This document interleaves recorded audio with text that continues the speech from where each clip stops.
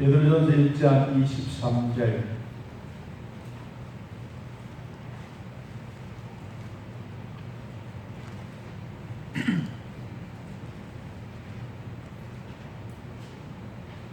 베드로전서 1장 23절. 우리 한 절만 하나님 말씀을 함께 읽도록 하겠습니다. 의가 거듭난 것은 썩어질 씨로 된 것이 아니요 썩지 아니할 씨로 된 것이니 살아있고 항상 있는 하나님의 말씀으로 되었느니라. 아멘. 우리 옆 사람 인사하겠습니다. 하나님의 은혜로 살아갑니다. 하나님의 말씀으로 은혜 받겠습니다. 할렐루야. 자, 오늘은 은혜 받는 방편이라고 하는 제목으로 같이 말씀하도록 하겠습니다. 우리가 예배를 마치고 나면 은혜 받았습니다. 오늘 은혜 참 충만했습니다. 그런 이야기를 종종 듣습니다. 그러면 우리가 이러한 은혜를 받으려면 어떻게 해야 되며 또 이런 은혜의 진정한 도구는 무엇인가 하는 것입니다. 어떤 목표를 달성하려고 하면 반드시 거기에는 도구가 필요합니다. 그냥 사람들이 휙 날아서 날개에 있어서 날아다니는 그런 것이 아니기 때문에 우리가 어떤 목표가 있으면 반드시 그 목표에 도달할 수 있는 도구, 거기에 필요한 사람, 거기에 필요한 모든 조건들이 갖추어졌을 때 하나님이 주셨던 그런 은혜들을 우리는 누리게 되는 것입니다. 이 하나님의 은혜는 우리는 너무 흔합니다. 왜냐하면 우리는 매일같이 듣던 설교 시간 이야기 같고 또 너무도 흔하니까 이 소중한 것을 별로 느끼지 못하는 것입니다. 그런데 흔하면 흔할수록 소중한 겁니다. 흔할수록 귀한 것입니다. 우리는 귀한 것을 내가 가지고 있으면서도 귀한 줄 모르는 것입니다.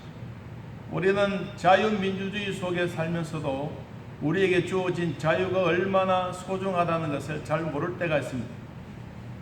우리는 코로나가 지나가고 또 코로나 속에 이겨내고 코로나와 함께 살아가지만 이런 질병을 통해서 우리에게 주는 교훈도 참으로 많이 있습니다. 우리 모두가 힘들어하는 것만이 아니라 이런 것을 통해서 우리는 새로운 것을 얻고 새로운 것을 얻었으면 또 새로운 도전과 개척하는 마음으로 살아가게 되는 것입니다. 오늘은 우리가 예배를 드릴 때 하나님으로부터 우리는 은혜 받았습니다 라고 하는 진정한 그런 방편이 무엇인가 하는 것입니다. 은혜라고 하는 말은 카리스라고 하는 말에서 왔는데 하나님의 자녀들에게 베푸시는 성령님의 초자연적인 역사입니다. 쉽게 표현하면 내 안에 성령님이 계시는데 이 하나님이 무엇을 통하여 역사하시느냐 하는 것입니다. 우리가 예수를 나의 구주로 영접하는 그 순간 우리 하나님은 내 안에 여러분 안에 들어와 계십니다. 그리고 여러분의 마음 안에 성령님이 여러분의 주인이 되셨습니다. 그리고 성령 하나님이 여러분들을 지배하고 통치하고 다스리십니다. 그런데 우리는 그 사실을 잘 몰라요. 오늘도 밥 먹고 일어나고 세수하고 그냥 성경 찬송 들고 교회에 오는데 무슨 성령님이 나를 지배하고 다스린단 말이냐. 나는 내 마음대로 했는데 아마 이런 얘기를 하실 분들이 계십니다. 그러나 여러분들이나 저나 이미 내 안에 계신 성령님은 나를 통치하고 다스리고 계십니다. 우리는 이 사실을 분명히 믿고 따라가야 내 안에 계신 성령님과 동일하게 역사가 일어나게 되는 것입니다. 그러면 하나님의 은혜의 방편은 뭐냐? 방편은 어떤 목적을 성취하기 위해서 아주 그 수단의 방법, 요소들을 구체적으로 말씀해 주고 있습니다. 이런 은혜의 방편은 예배 드릴 때 우리가 어떤 도구들이 필요할까? 그렇다고 해서 창이 필요하고 칼이 필요하고 이런 것이 아니라 우리가 나타내주고 있는 영적인 도구가 무엇인가에 대한 부분들을 같이 나누려고 합니다. 자, 첫째는 하나님의 말씀입니다. 교회가 맡은 은혜의 방편 중에 가장 중요한 것은 하나님의 말씀인 성경인 것입니다. 성도는 하나님의 말씀을 통해서 은혜를 체험하게 됩니다. 구원에 필요한 은혜, 영생의 소망, 그리고 성화의 과정들을 거쳐가면서 우리 성도는 무엇인가 내 마음에 이끌어주는 것이 있습니다. 하나님의 말씀이 우리 마음판에 새겨졌을 때 그 말씀은 아무도 너 왜 하나님의 말씀을 받아? 이렇게 얘기해 준 사람이 없습니다. 목사는 설교를 하지만 여러분들이 개개인이 성령을 통하여 하나님의 말씀을 받고 있기 때문에 그렇습니다. 그래서 요한복음 20장 31절 말씀에 보면 오직 이것을 기록함은 너희가 예수께서 하나님의 아들 그리스도이심을 믿게 하려 함이요 또 너희로 믿고 그 이름을 힘입어 생명을 얻게 하려 함이라. 하나님의 말씀은 부동자세로 가만히 있는 것이 아닙니다. 하나님의 말씀은 인격체입니다. 그래서 하나님의 말씀은 살아서 움직이는 겁니다. 하나님의 말씀에 사로잡히면 하나님의 말씀대로 우리는 은혜를 받았다라고 말합니다. 오늘 본문 1장 23절에 있는 말씀처럼 너희가 어떤 사람 거듭났다고 하는 것은 썩어질 씨로 된 것이 아니다. 무엇으로 되었느냐? 썩지 아니할 씨로 된 것인데 그것이 바로 뭐냐? 살아있고 항상 있는 하나님의 말씀이다. 하나님의 말씀은 썩어서 없어지는 것이 아니라 하나님의 말씀은 살아있는 말씀이다. 그리고 이 말씀은 여기 있고 저기 있고 이런 것이 아니라 항상 예수 믿는 사람과 함께 하고 있다. 저에게도 있고 여러분에게도 하나님의 말씀이 늘 함께 동행하고 있다는 사실입니다. 어떨 때는 나 자신이 하나님의 말씀을 읽을 때 눈물도 나고 분노의 마음이 눈 녹듯이 녹아내리고 힘이 없고 나약해질 때 하나님의 말씀이 힘이 주고 외롭고 쓸쓸할 때도 어느 순간에 그 말씀이 나를 사로잡아 일으켜 주십니다. 이것이 바로 하나님의 말씀의 위력, 하나님의 말씀의 권능, 하나님의 말씀의 파워가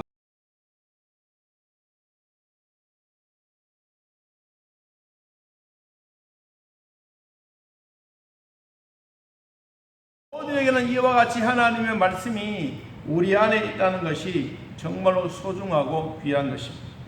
히브리서 4장 12절 말씀에 보니까 이렇게 기록하고 있습니다. 하나님의 말씀은 살아있고 활력이 있어 좌우에 날선 어떤 검보다가도 예리하여 혼과 영과 및 관절과 골수를 찔러 쪼개기까지 하며 또 마음의 생각과 뜻을 판단하느니라. 한따라해도 하나님의 말씀은 살아있습니다. 죽어있는 말씀이 아니고 썩어 없어진 것이 아니고 살아있는 말씀입니다. 이 말씀이 항상 우리 속에 함께 하는 것입니다. 이 살아있는 활동력 있는 넘치는 하나님의 말씀이 우리 인격적으로 찾아오는 것입니다.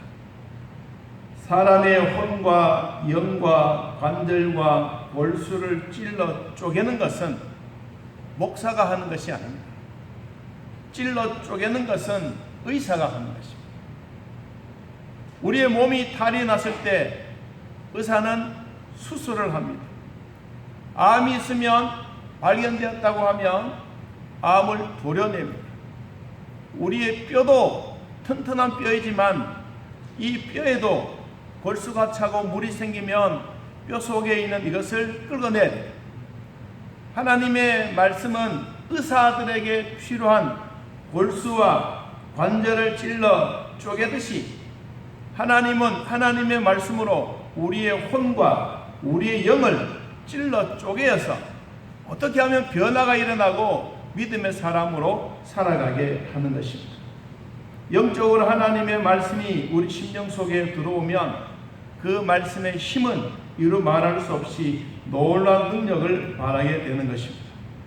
하나님의 말씀은 성령에 감동된 그 말씀이 우리의 깊은 곳을 파고들어 우리의 마음을 흔들어 놓습니다.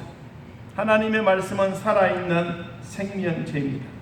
예언은 언제든지 사람의 뜻으로 난 것이 아니고 하나님의 성령의 감동으로 입은 사람들이 하나님이 말씀하셨던 부분들을 우리들에게 말씀해 주고 있습니다. 오늘 또 저도 여러분 또 하나님의 말씀에 조명을 받는 자들이 되기를 축복합니다. 우리 요한복음 5장에 보면 이런 사건이 하나 나옵니다. 베데스다 목가에 많은 병자들이 모여 있습니다. 거기는 금방 아픈 자들도 있고 아무리 병원에 가도 고침을 받아도 약을 먹어도 낫지 아니하는 수많은 환자들이 병자들이 그 베데스다 목가에 질비하게 누워 있습니다. 전설에 의하면 거기에 천사가 한번 내려올 때 물이 부글부글 막 끓으면 그때 제일 먼저 들어간 사람은 어느 병을 막론하고 깨끗하게 낫는다고 하는 이런 전설이 있었습니다. 거기에도 보면 10년 된 병자, 30년 된 병자, 성경에는 38년 된 병자예요. 여러분들은 몸이 아프면서 몇 년 동안 고통을 당해 보셨습니다. 지금 또 우리 각자에게는 그런 고통에 힘든 것이 있습니다. 꼭 암만이 아니고 꼭 우리가 수술해서 그런 것이 아니고 우리 스스로 내 자신의 내 몸을 스스로 이겨내면서 알아가는 그런 병들. 저도 힘이 들고 약간 좀 어려우면 항상 제일 먼저 찾아오는 부분이 있습니다. 그거는 코입니다. 코가 빨개집니다. 모기가 물면 빨개지듯이 완전히 딸기코가 됩니다. 그러면 내 몸에 조금 버겁구나, 내 몸이 약간 좀 힘드는구나, 여러분 이런 것을 내 스스로 몸을 판단합니다. 베데스다 목가에 38년 된 병자가 있습니다. 이 사람은 누가 먼저 집어넣어 준 사람도 없고 그렇다고 해서 자기가 먼저 가겠다고 선언한 것도 아니고 아무도 자기를 돌봐주지 아니하는, 정말 우리의 신체적으로 보면 뭐 살갗인지 뼈인지 딱 붙어가지고 뼈만 앙상한 것처럼 이런 사람이 베데스다 목가에 누워 있습니다. 그때 천사가 내려온 것이 아니라 그때 예수님이 베데스다 목가에 뚜벅뚜벅 걸어가셨습니다. 눈에 보여지는 한 사람이 있었습니다. 많은 사람들이 있는데도 불구하고 예수님의 눈에 확 들어온 사람이 있었습니다. 그 사람이 이름도 성도 없는 그냥 38년 된 병자예요. 예수님은 그 사람 앞에 모든 사람들이 바라보고 있는 가운데 말도 하지도 않고 천사가 내려온다는 이야기도 하지도 않고 근데 하나님의 아들 되신 예수님이 이 38년 된 병자 앞에 그냥 뚜벅뚜벅 걸어갔습니다. 모든 사람들의 시선이 예수님에게 집중되었습니다. 그리고 이 사람도 혹시나 내 곁에 나올까, 나를 지나가 버리고 이 38년 된 병자 앞에 주님이 떡 섰습니다. 그리고 그가 이런 말을 했습니다. 여러분 요한복음 5장 9절 말씀에 보면 한번 따라합니다. 그 사람이 곧 나아서 자리를 들고 걸어가니라. 여러분 예수님이 이 말씀을 하셨어요. 너는 내 자리를 들고 걸어가라. 아무 변명도 하지도 않았습니다. 주님, 나는 38년 된 병자입니다. 아무도 나를 못에 넣어줄 사람이 없습니다. 그런 말이 필요 없습니다. 예수님이 뭐라고 말씀하셨습니까? 내 자리를 들고 걸어라. 그리고 그는 예수님이 말씀하신 그대로 믿고 자리를 들고 나가버렸습니다. 오늘 저도 여러분도 아픈 곳이 있다면 예수님이 말씀하신 소리를 들으시기 바랍니다. 하나님의 음성이 여러분들에게 들려지길 바랍니다. 나는 나았다라고 나가버리시기 바랍니다. 하나님이 우리에게 말씀하셨던 이 말씀의 강력한 힘이 여러분에게도 있기를 바랍니다. 전 설교 준비를 하면서 내 나름대로 머리에 손 얹고 기도했습니다. 하나님, 내 몸도 종합병원입니다. 내 몸도 종합병원입니다. 걸어가는 병원과 마찬가지입니다. 한번 38년 된 병자가 아니라 내 몸에 짊어지고 있는 병도 50년 된 것도 있고, 하나님, 나도 이 말씀에 의지해서 내가 자리를 들고 걸어갑니다. 주님이 깨끗하게 치료해 주실 줄로 믿습니다. 이게 목사의 마음이고 여러분의 마음인 줄 믿습니다. 여러분, 오래된 병이 중요한 것이 아닙니다. 내 마음의 믿음을 가지고 하나님의 말씀을 어떻게 받아들이냐 하는 그 자체가 중요한 것입니다. 오늘도 여러분에게도 하나님의 말씀의 조명이 여러분의 마음에 비추어지기를 축복합니다. 아픈 부위가 비추어지기를 축복합니다. 여러분, 상처난 곳이 있습니까? 주여 보십시오. 판을 걷어 보여주십시오. 여러분, 그러면 주님이 여러분에게 보시고 이미 나는 너를 깨끗하게 낳았느니라, 걱정하지 말아라. 여러분, 이 세미한 음성이 여러분에게도 들려지기를 진심으로 축복합니다. 우리는 가끔씩 주님이 말씀을 하셔도 우리는 가끔씩 내 스스로 군소리를 많이 합니다. 우리로 말하면 잔소리가 많습니다. 주님, 이거 안 되는데요. 내 이제까지 고민하고 있지 않습니까? 병원에 가면 안 된다고 말합니다. 우리는 그런 잔소리 예수님께 할 필요가 없어요. 주님이 말씀하셨던 것처럼 내 자리를 들고 걸어가라. 여러분, 38년 된 병자가 그 얘기를 듣고 아까 우리 함께 따라했던 것처럼 그 사람이 곧 나와서 자리를 들고 걸어가 버렸습니다. 하나님의 말씀의 힘이라고 하는 것은 이와 같이 능력 있는 말씀입니다. 여러분, 죄인이 회개하는 것은 내가 하고 싶어서 하는 것이 아닙니다. 성령이 내 마음에 찔러 쪼개는 역사와 같습니다. 의사가 암덩어리를 보면 칼로 도려내듯이 우리의 아픔의 상처가 있는 것에 성령의 검으로 도려내기를 바랍니다. 심령의 벌수를 찔러 쪼개면 그 속에 있는 몸에 필요 없는 것을 끄집어내어 버리듯이 하나님의 생명의 말씀에 영과 영을 찔러 쪼개는 이런 역사가 있을 때 우리의 몸은 건강히 회복된 줄로 믿습니다. 여러분, 하나님의 말씀은 살았고 운동력 있는 이 말씀인 것을 여러분들이 믿고 따라가기를 축복합니다. 사도행전 2장 4절 말씀처럼 그들이 다 성령의 충만함을 받고 성령이 말하게 하심을 따라 다른 언어들로 말하기를 시작하니라. 하나님의 말씀에 회복이 있으니까 이때부터 사람들에게는 마음의 치료가 있습니다. 여러분, 우리는 멀리 있는 게 아닙니다. 하나님의 말씀은 늘 가까이 있습니다. 우리는 매일 듣는 설교인 것처럼 여겨지지만 설교는 똑같은 설교가 아닙니다. 어떨 때는 병자를 치료하는 설교가 있고, 어떨 때는 하나님의 은혜가 임하는 말씀이 있고, 어떨 때는 기도를 강조할 때도 있습니다.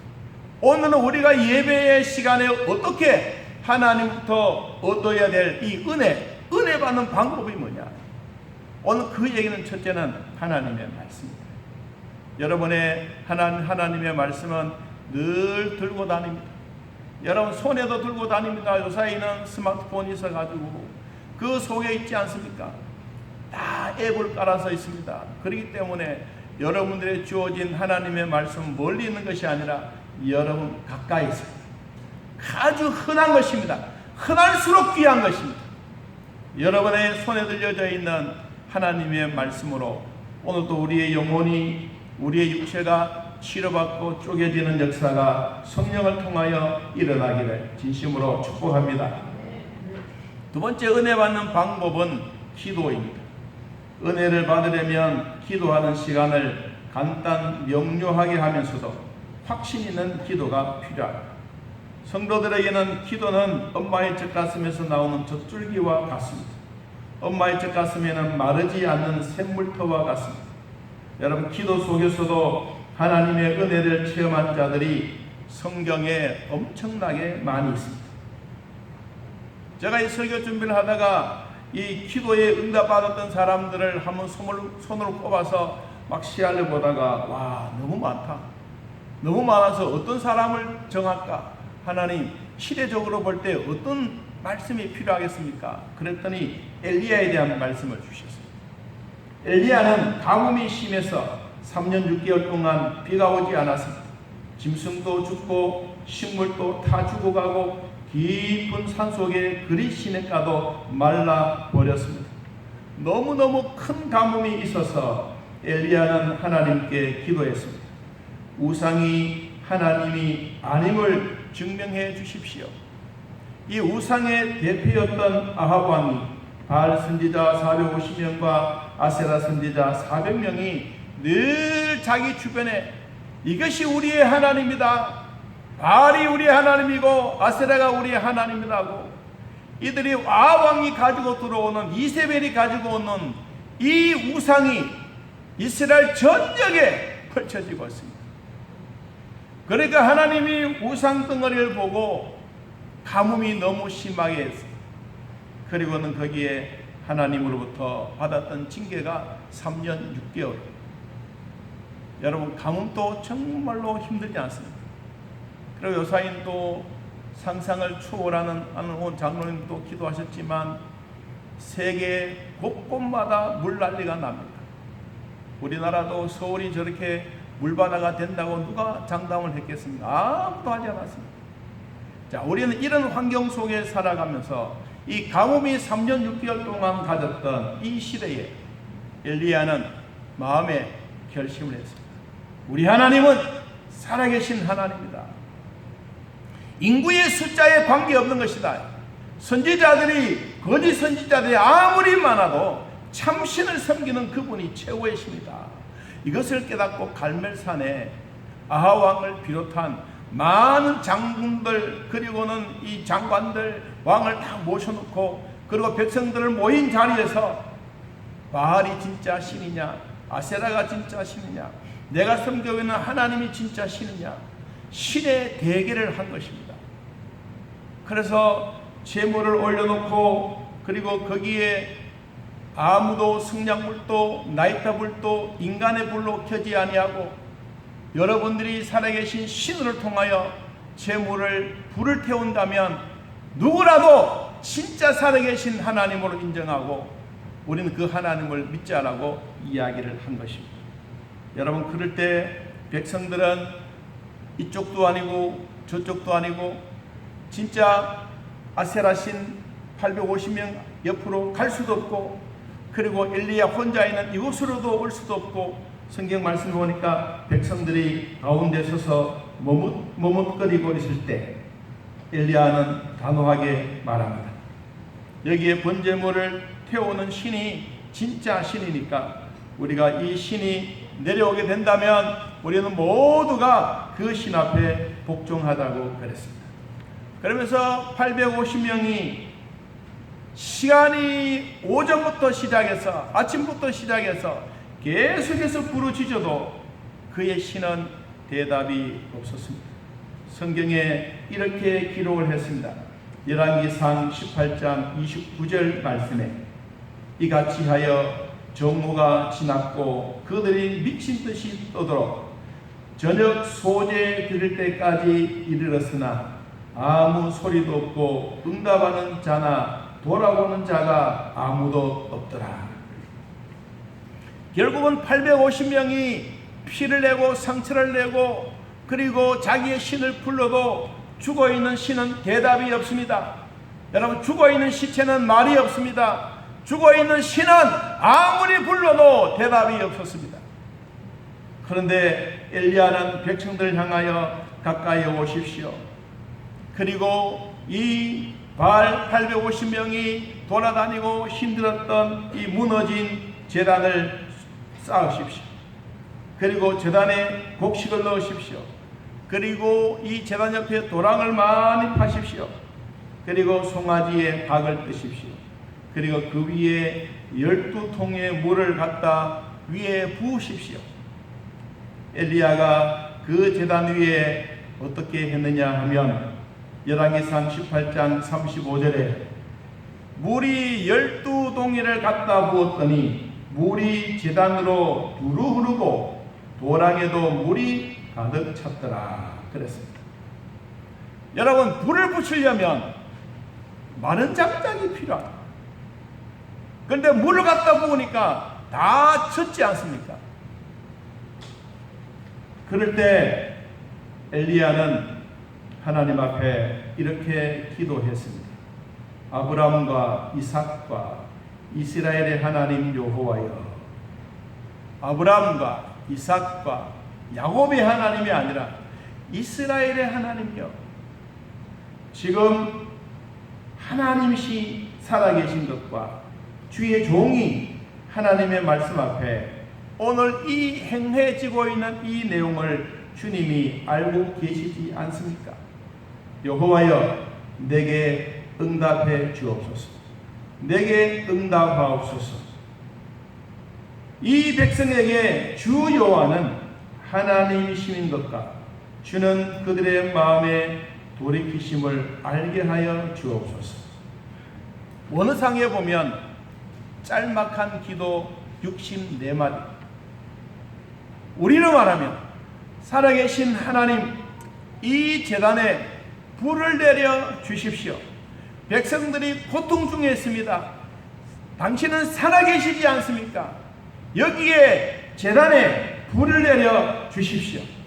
응답해 달라고 기도했더니 열왕기상 18장 38절에 이렇게 말했습니다.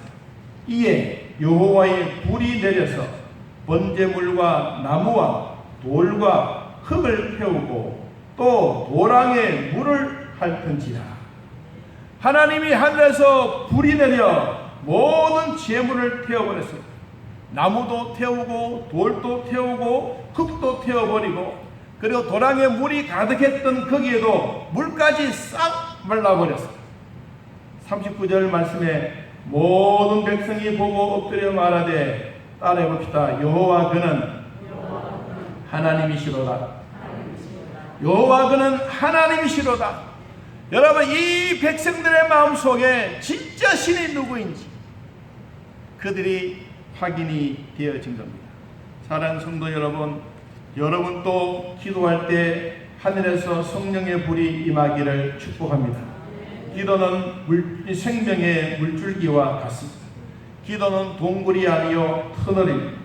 기도는 반드시 응답이 옵니다.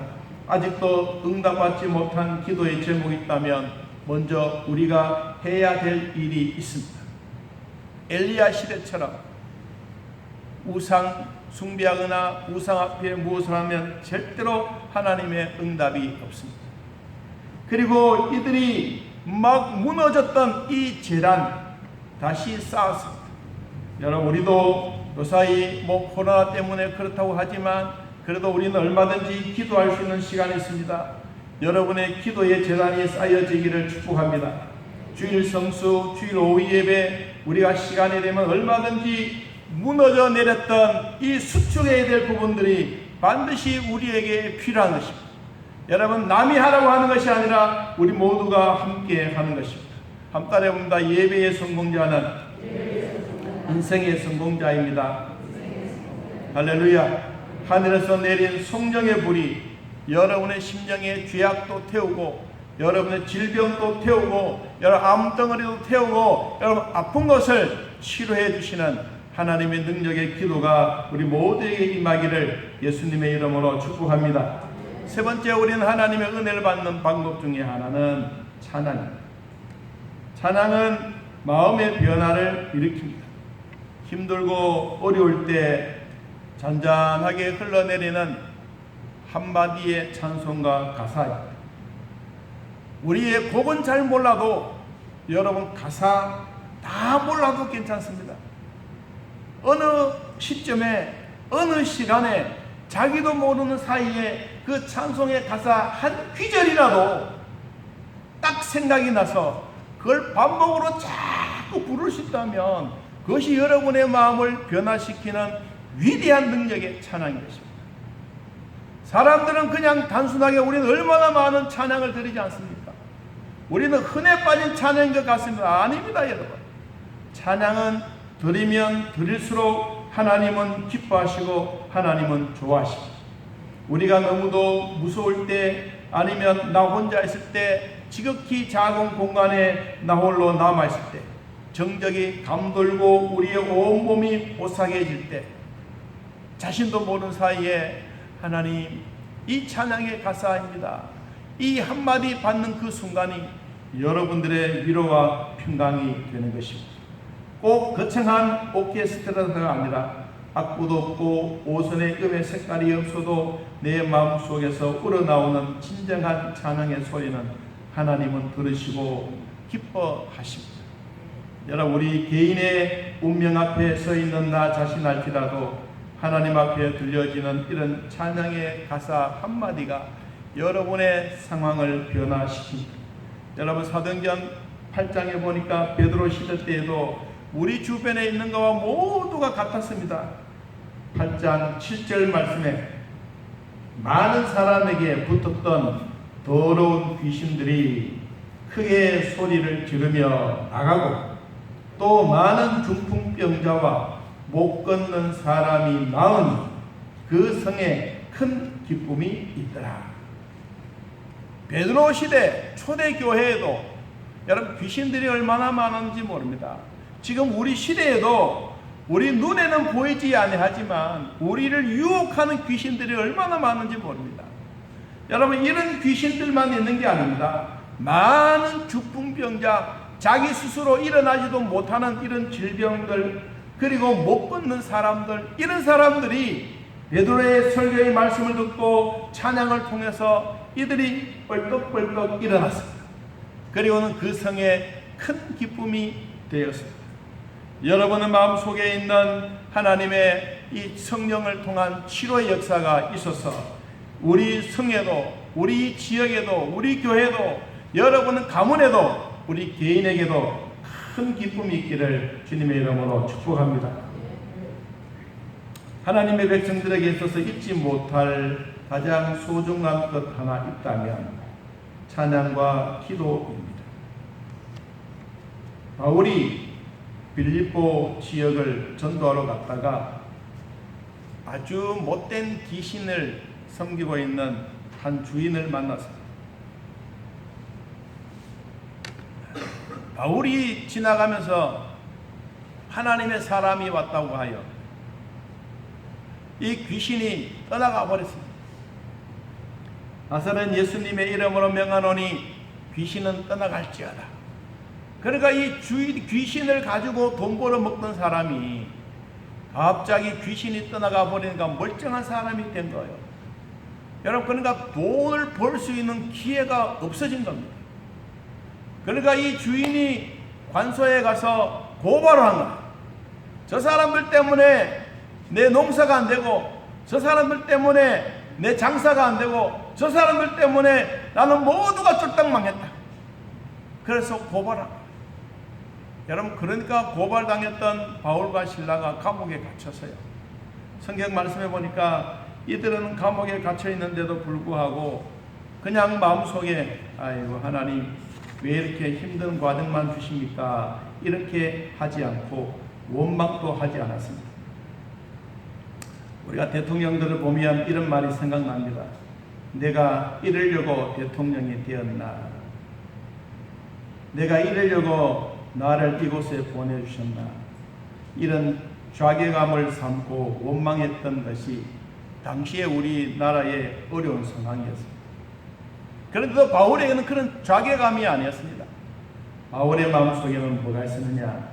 사도행전 16장 5절 말씀을 보니까 한밤중에 바울과 실라가 기도하여 하나님을 찬송하며 예수가 듣더라. 이에 갑자기 큰 지진이 나서 옥토가 움직이고 문이 곧 다 열리며 모든 사람의 매인 것이 다 벗어진지라. 바울과 실라가 옷도 찢기고 벗기기도 하고 매도 맞고 지하 3층에 가두어 발에 쇠사슬에 묶여 꼼짝달싹하지 못했는데 그들의 마음속에 하나님의 찬송하는 소리를 하나님은 들으시고 옥문을 흔들어 그리고 손에 발에 묶였던 모든 것이 다 풀려졌습니다. 그리고는 주 예수 그리스도를 믿으라고 전하면서 그 주변에 있는 간사들, 그 주변에 있는 간수들 모두가 예수 믿고 온 가족이 하나님의 백성이 되었습니다. 여러분, 찬송은 위력이 있습니다. 우리 어떨 때는 힘든다 하지만 여러분, 찬송 한 마디 쑥 부르고 나면 우리의 속이 시원하지 않습니까? 여러분, 찬송 부르고 나면 우리가 마음에 평안이 찾아옵니다. 그러면 여러분이 드렸던 찬송은 하나님이 받으시고 기뻐하셨다는 증거예요. 자, 오늘 우리는 하나님 앞에 예배받는 세 가지 방법. 첫째, 하나님의 말씀을 귀하게 여기라. 하나님의 말씀은 여기 있고 저기도 있고 여러분 집에도 있고 우리 교회에도 있고 여러분 손에도 있고 어디든지 흔한 것입니다. 그러나 여러분, 하나님의 말씀은 흔한 홍수가 아닙니다. 여러분의 손에 들려져 있는 하나님의 말씀은 홍수가 지나가고 나면 맑은 물이 흘러내리는 생수와 같은 그 하나님의 말씀이 여러분 심령 속에 있습니다. 하나님 앞에 무릎으로 나아가는 기도. 하나님은 우리의 찬양을 드리는 것을 좋아하십니다. 우리는 우리의 주어진 시간 안에 우리가 하나님 앞에 드려질 때마다 하나님은 우리에게 찾아오신다고 약속해 주셨습니다. 요한복음 4장 23절, 아버지께 참되게 예배하는 자들은 영과 진리로 예배할 때가 오나니 곧 이때라. 아버지께서는 자기에게 이렇게 예배하는 자들을 찾으시느니라. 하나님은 영이시니 예배한 자가 영과 진리로 예배할지니라. 오늘 또 영으로 예배드리시는 사랑하는 성도 여러분, 하나님이 우리 곁에 찾아오셨습니다. 그 하나님을 만나고 은혜 받고 한 주간 동안 주 안에서 승리하시기를 예수님의 이름으로 기도합니다. 찬송 270장 우리 찬양 드리면서 하나님께 예물 드리도록 하겠습니다.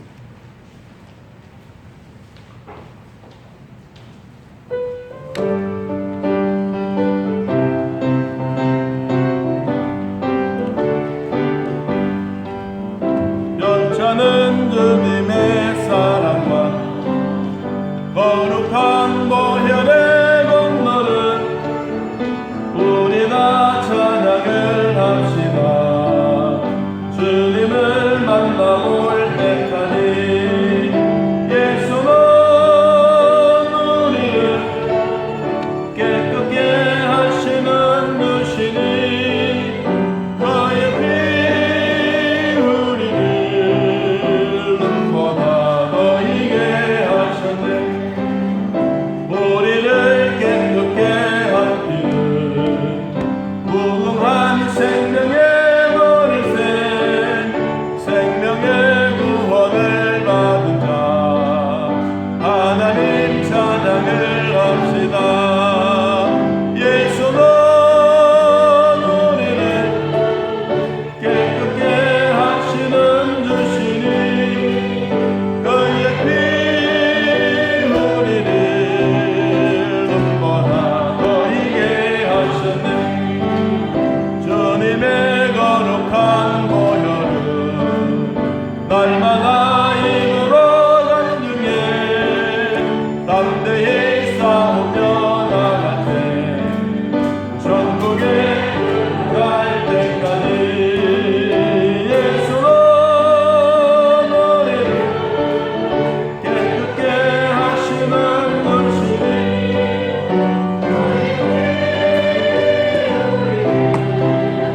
눈보다 더 희게 하셨네. 십자가 단단히 붙잡고 날마다 이기며 나가세. 머리에 멜두만 쓰고서 주 앞에 찬양할 때까지 예수는 우리를 깨끗게 하시는 주시니 그의 피 우리를 눈보다 더 희게 하셨네. 아멘. 우리 청년, 여청년 가운데 허은진 자매가 있습니다. 우리 교회 나와서 신앙생활 열심히 하다가 이제 서울로 가야 될 일이 있어서 잠시 인사하겠다는 말을 하겠습니다. 나오셔서 인사하도록 하겠습니다.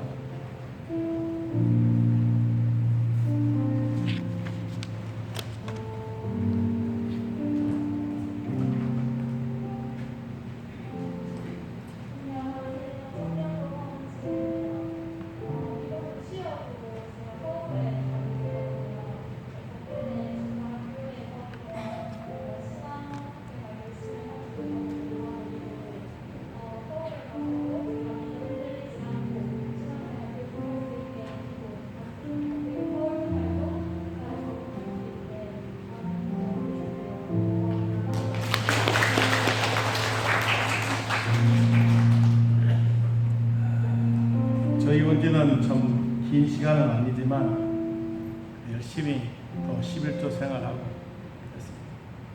서울에 가서도 좋은 신앙의 참본이 되었으면 좋겠습니다.